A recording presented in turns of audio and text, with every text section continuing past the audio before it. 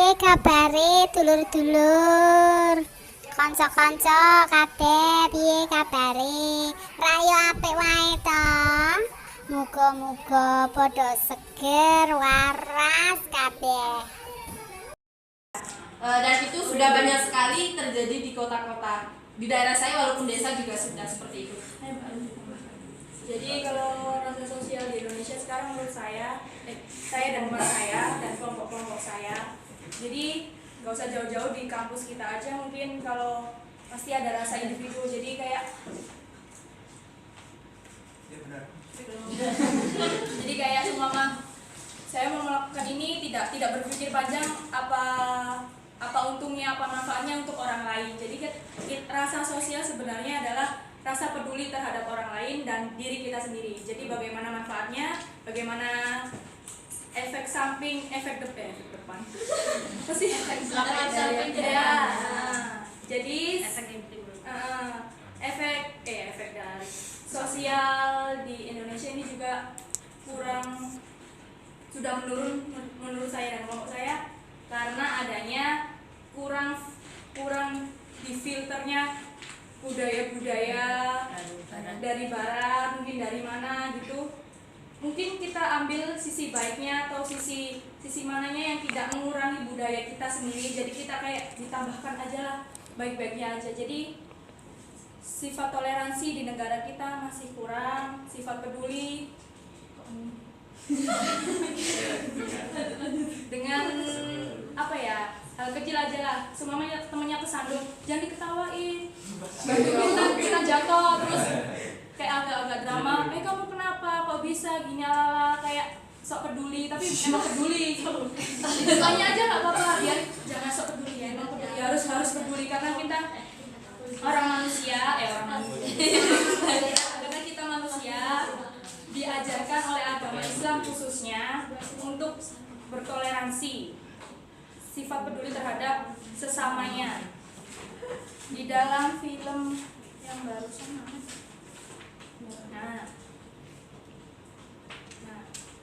akhlak, tentang akhlak dan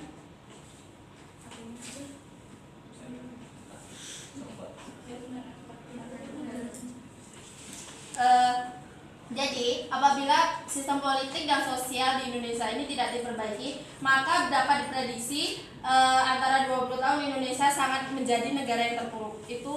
Itu menurut kami ya, dari sisi akhlak, dari sisi politik dan sosialnya, karena banyaknya generasi yang sudah lepas dari ajaran kebudayaan kita sendiri, agama,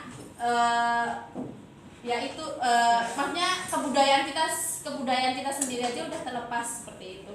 Terima kasih, itulah presentasi dari kelompok kami. Apabila ada kekurangan, kami mohon maaf dan kami harapkan kritik dan saran dari kelompok sebelah. Terima kasih. Silakan kelompok kedua.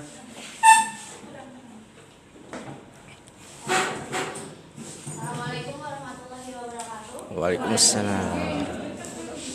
Kami dari kelompok kiri, yang paling kiri,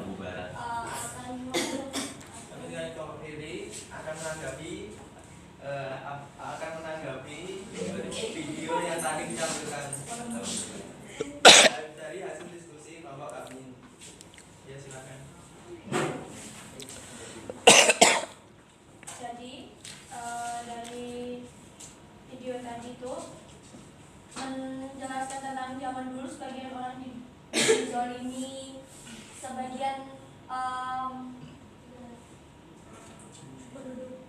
penduduk di dunia tuh mengalami kemiskinan, mengalami kekerasan, terus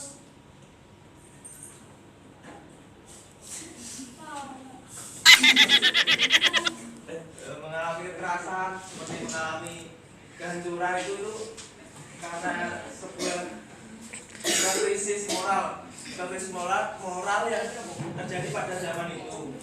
Dan itu tentu saja tidak ada ajaran dalam Al-Quran yang seperti itu, yang mengabaikan orang lain, yang tidak peduli dengan orang lain, yang egoisme. dan sifat-sifat kehancuran itu tidak ada ajaran dalam Al-Quran bahkan dalam kitab apapun. Selanjutnya, Terus bagaimana cara orang merubah dunia ini. Jadi kesimpulan dari film di depan tadi itu bagaimana cara orang merubah dunia ini, merubah agar manusia saling peduli terhadap sesama. Jadi hendaknya manusia lebih mendalami arti Al-Quran dan menerapkan kepada dunia, menerapkan. jika kita menerapkan poin-poin Al-Quran, itu sudah pasti dunia tidak akan mengalami kehancuran, karena Ya, boleh dibantu yang lain nggak apa-apa, ya.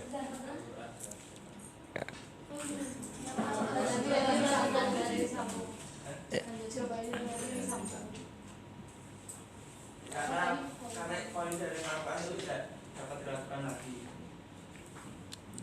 Dan terbukti seperti video-video kemarin, semua yang ada dalam Al-Quran itu dapat dibuktikan secara ilmiah dengan menggunakan alat-alat canggih, dan itu semua terbukti.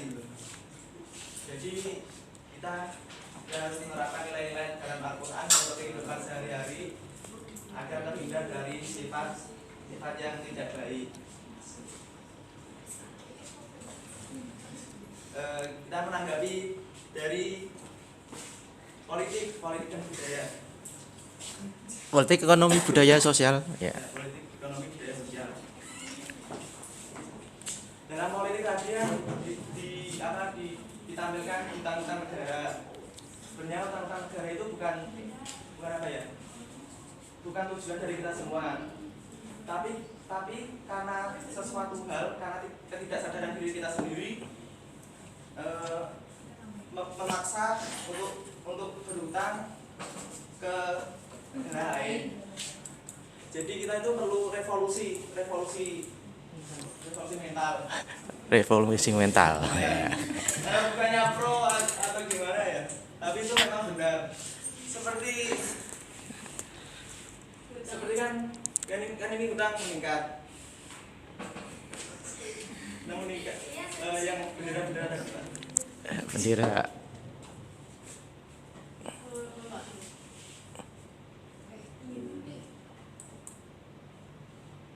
Wah, Melayu.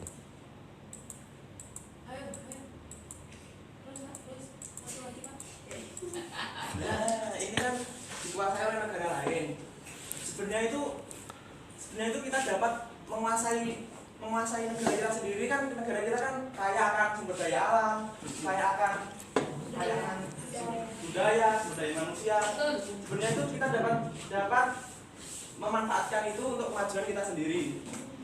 Kita kan sekarang kan dikuasai oleh negara lain seperti emas gitu. Kalau kita dapat mengolahnya sendiri, pendapatan itu tidak akan kembali ke negara lain dan akan mendapatkan ke kita sendiri. Dari hal kecil dulu, seperti membuang sampah sembarangan. Sebenarnya itu kesadaran diri kita sendiri itu, kepekaan itu masih kurang. Sebenarnya itu sampah itu sepele kan, tapi kan itu sudah menunjukkan apa yang tidak baik. Kita tertinggal dengan negara-negara lain karena juga sampah itu tersebut. Di negara lain, menurut saya baca, saya belum pernah ke sana, itu kebersihan itu nomor satu, kebersihan, kedisiplinan. Jadi kalau kita dapat menguasai, dapat mengolah apa yang ada di negeri ini, insya Allah kita tidak akan meningkat dan kita semua akan sejahtera.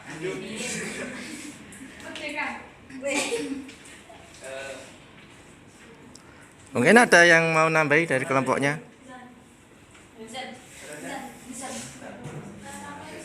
Nggak usah malu, sing pinter ya maju gitu loh.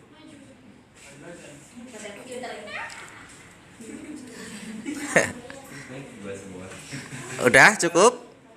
Ya sekarang budaya. Ya. Budaya kan kita bermacam-macam.